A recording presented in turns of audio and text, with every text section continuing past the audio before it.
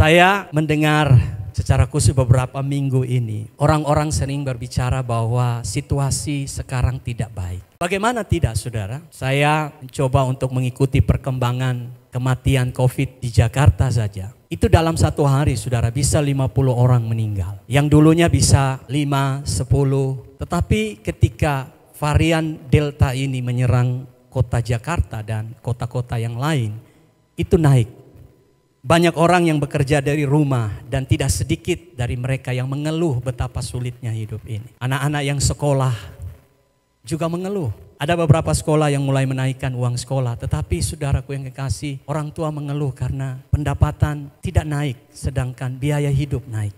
Ini situasi yang sulit dan mungkin ada situasi-situasi saudara dan saya yang saya tidak bisa sebutkan yang juga sulit. Tetapi saudara, ketika saya kesini-sininya, dalam perenungan saya dengan Tuhan, saya sering berkhotbah tentang situasi sulit, bagaimana Tuhan menolong kita, anak Tuhan. Tetapi ketika saya mulai lebih dalam lagi tanya Tuhan dan berbicara kepada Tuhan, lalu Tuhan menjelaskan kepada saya, situasi sulit tetap ada. Dulu juga ada, sekarang ada, bahkan besok, nanti, kemudian itu akan ada. Tetapi yang harus menjadi fokus dan perhatian kita di dalam situasi ini, Tuhan bilang, mengapa aku izinkan ini semua terjadi?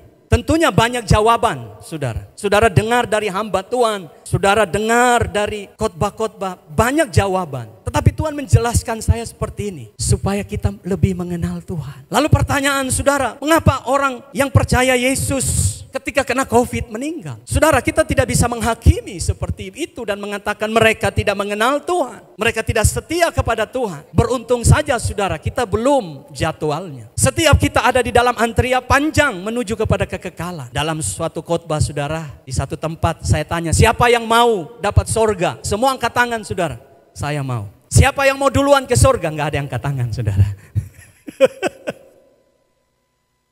Karena kita semua mau umur panjang, ada.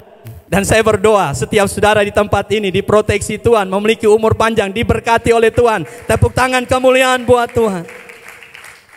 Lalu Tuhan memimpin saya begini, di dalam Ayub pasal 42 ayat 5, Ayub berkata begini, hanya dari kata orang saja aku mendengar tentang engkau. Rupanya saudara, ketika Ayub di dalam masa-masa yang nyaman, punya keluarga yang baik, hartanya melimpah, dia cuman kenal Tuhan dari apa kata orang. Ini Ayub yang ngomong, saudara. Bukan berarti saudara kita dalam keadaan yang nyaman, keadaan yang baik, kita tidak bisa mengenal Tuhan. Bukan. Tetapi ini kesaksian Ayub. Lalu dia bilang begini, tetapi sekarang mataku sendiri memandang kepada Tuhan. Ayub mau bilang begini, waktu dulu aku tidak kenal Tuhan, aku hanya tahu dia dari apa kata orang, dari apa kata pendeta, dari apa kata nabi, dari apa kata orang-orang lain tentang Tuhan. Tapi ketika aku lewati banyak peristiwa-peristiwa yang begitu pahit, ketika aku lewati banyak peristiwa-peristiwa yang menyakitkan hidupku, aku baru mengenal engkau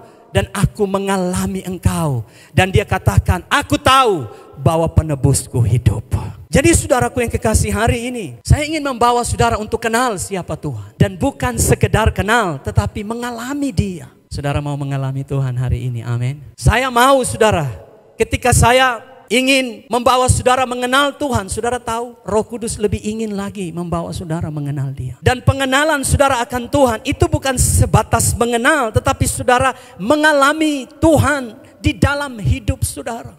Saya tahu Presiden Jokowi, tetapi kalau saya tidak pernah duduk makan bersama dia dan kita saling terbuka, kita saling curhat tentang bangsa ini, maka saya tidak pernah mengalami keberadaan Jokowi di dalam hidup saya. Saya hanya lihat dia di televisi, saya tahu dia presiden saya, tetapi saya tidak pernah mengalami yang namanya relationship, keintiman dengan dia. Dan ini yang Tuhan mau, agar kita mengalami relationship, keintiman, hubungan yang bukan sekedar kenal, tetapi saudara merasakan bahwa Tuhan itu benar-benar nyata di dalam hidup saudara.